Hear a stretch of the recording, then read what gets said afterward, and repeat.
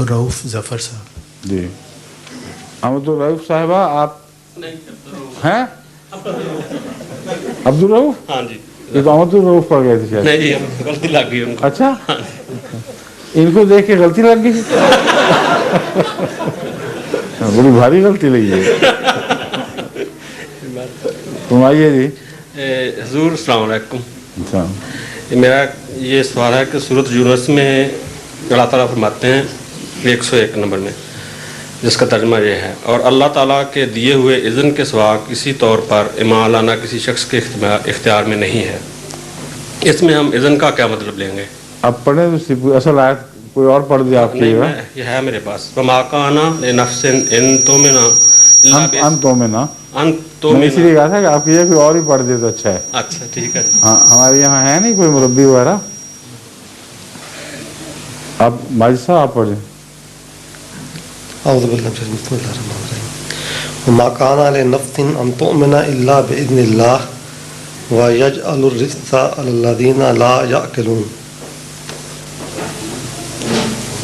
دو تین آیتیں اوپر نیچے بھی پڑھیں نا تاکہ مضمون کا موقع سمجھ آ جائے. ایک ہی لکھی قرآن کی. آپ قرآن سے نکالیں، قرآن کی نکالیں. آپ کا جو سوال ہے اس کا تو واضح جواب مختصر ہے، اس کے لیے نہیں میں جانچ کر رہا، لیکن قرآن کریم کی بعض آیات کو اصل مفہوم دیکھنا چاہیے کہ سیاق و سباق میں کیا ہے. اللہ تعالیٰ اس موقع پر کیوں ایک خاص مضمون بیان فرما رہا ہے، اس لیے میں اس کی پہلی اور دوسری آیات دیکھنا چاہتا ہوں. جہاں تک اذن کا تعلق ہے، اذن میں اجازت کا مفہوم بھی داخل ہوتا ہے، اور یہ جو حضرت مسیح صلی اللہ علیہ وسلم کے شعر پتہ بھی نہیں ہلتا بغیر اس کی رضا کے، یہ حضرت مسیح علیہ السلام کا ہے یا حضرت مسلم موعود کا ہے؟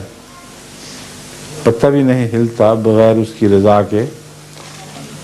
اذن میں رضا کے معنی بھی ہیں، اللہ کے اذن کے بغیر کچھ بھی نہیں ہوتا.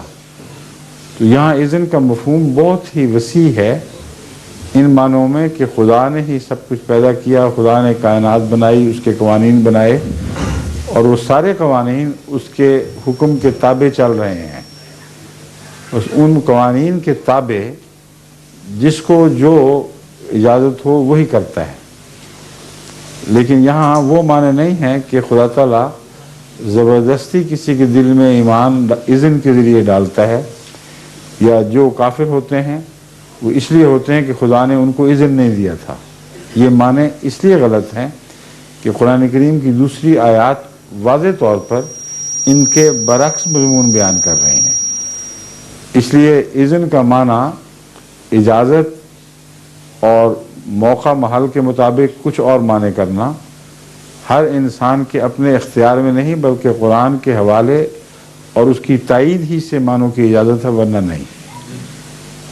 جہاں تک دوسرے پہلوؤں کا تعلق ہے، اس میں قرآن کریم نے ایک بات تو خوب کھول دی ہے کہ کسی پر جبر نہیں ہے. لا اکراہ فی الدین، دین میں قطعاً کوئی جبر نہیں. اب اس کے بعد اذن کا معنی وہ کیا جائے کہ حکم کے بغیر کوئی مانتا نہیں، تو یہ تضاد پیدا ہو جائے گا. اور جبر کے بغیر دین کا خود بخود اپنی مرضی سے ماننا یا انکار کرنا، اس کے اگلے حصے میں ہے فمن شاء فلیؤمن ومن شاء فلیکفر. جو چاہتا ہے وہ ایمان لائے، جو چاہتا ہے انکار کر دے. تو اتنی وضاحت کے بعد اس آیت میں اذن کا کوئی دوسرا معنی لینا، یہ قرآن کریم اجازت نہیں دیتا. وہ قرآن کریم فرماتا ہے کہ ہم ہمارے بعض حصے بعض دوسروں کی کو تقویت دیتے ہیں. بعض جوڑے ہیں ہر آیت کے، ان جوڑوں کی وجہ سے مضمون محفوظ رہتا ہے. اسی میں آپ کو اس لیے سمجھا رہا ہوں کہ اذن کا معنی ایسا لینا جو قرآن کی دوسری آیات سے متصادم ہو، ٹکراتا ہو، جائز نہیں ہے. بس اذن وہاں ان معنوں میں استعمال ہوگا کہ انسان کی زندگی انسان کے ہاتھ میں ہے، خدا کے ہاتھ میں ہے. اس کے ارادے کسی حد تک اس کے ہاتھ میں ہیں، لیکن زندگی کا پتہ کوئی نہیں کس وقت ختم ہو جائے.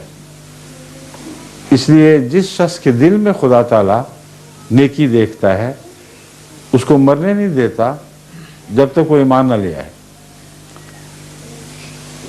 مگر زبردستی نہیں، ایک رحم کے طور پر اس کا اذن آتا ہے کسی کی تائید میں جس کے دل میں نیکی دیکھتا ہے۔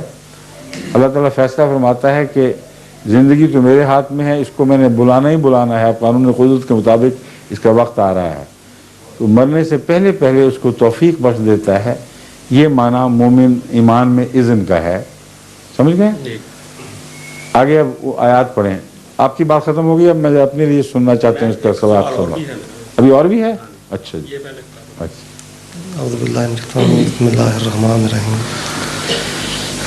ان الذین حقت علیہم کلمۃ ربک لا یؤمنون ولو جاءتهم کل آیۃ حتی یروا العذاب العلیم ولو کانت قریۃ آمنت فنفعها ایمانها الا قوم یونس لما آمنوا کشفنا عنہم عذاب الخزی فی الحیات الدنیا۔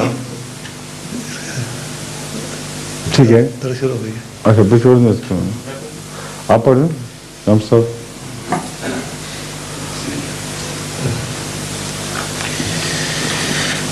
اعوذ باللہ من الشیطان الرجیم، بسم اللہ الرحمن الرحیم۔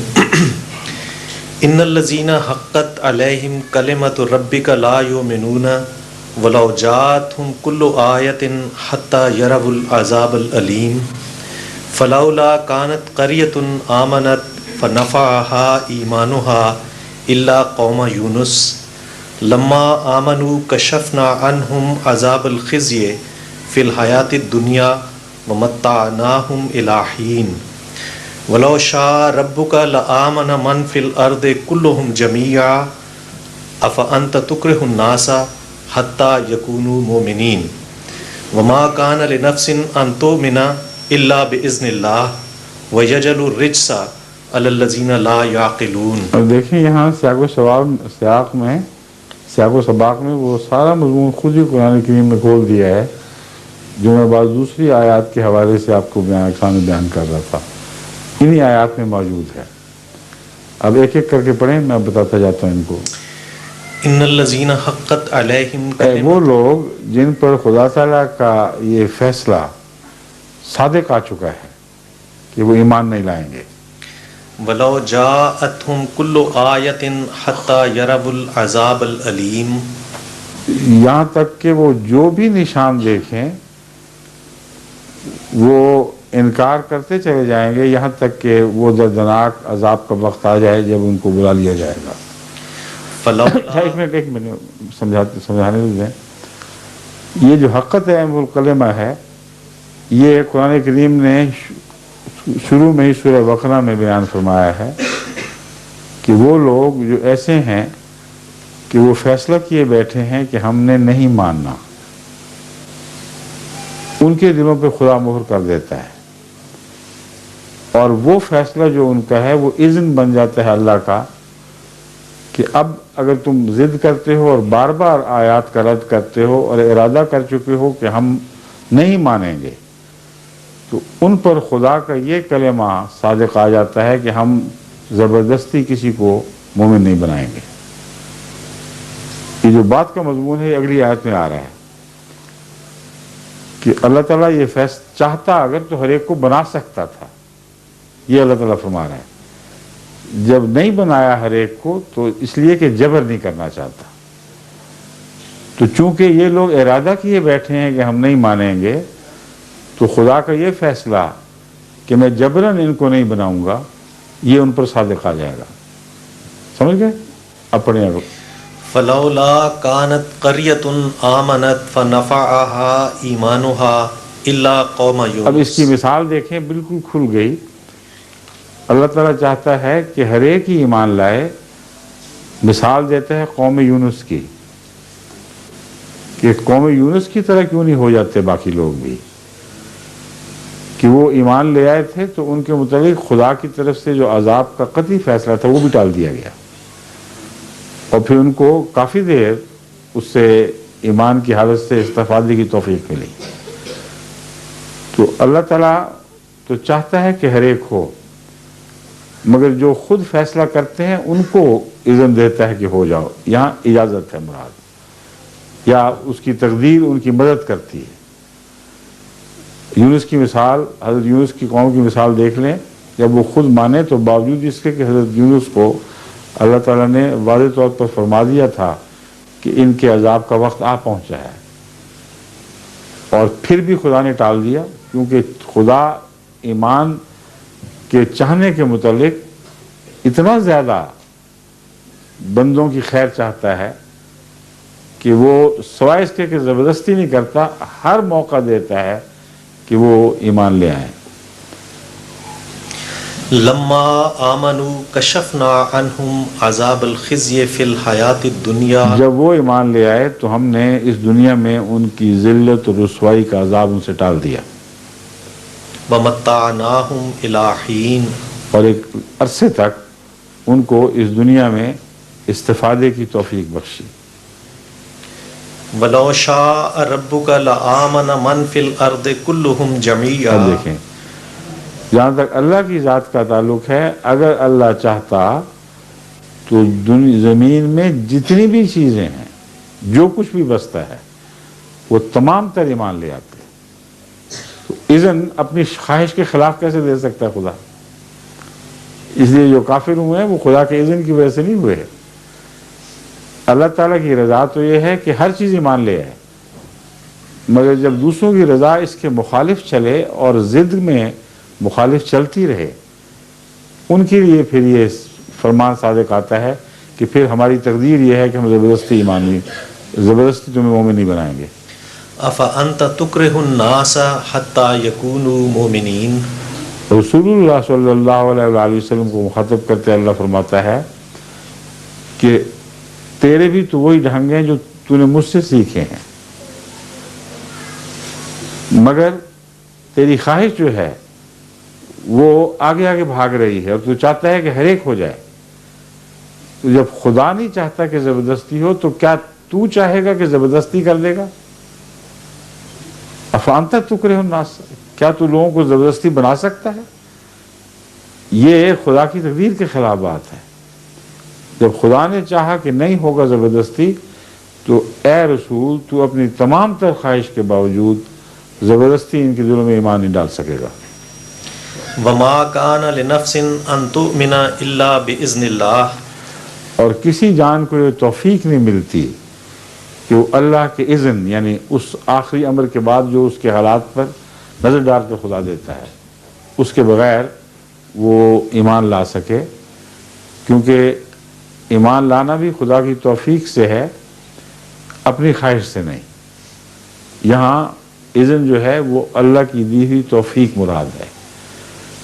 کیونکہ کتنے ہی ہیں جن کو ایمان کی خواہش لمبے عرصے تک ہوتی ہی نہیں دل میں، بعض بڈھے ہو کے ایمان لاتے ہیں. اب اگر اللہ کے علم میں نہ ہو کہ انہوں نے یہ کرنا ہے اور ان کو پہلے مار دے تو کیسے ان کے لیے ممکن ہوگا کہ وہ ایمان لے آئیں؟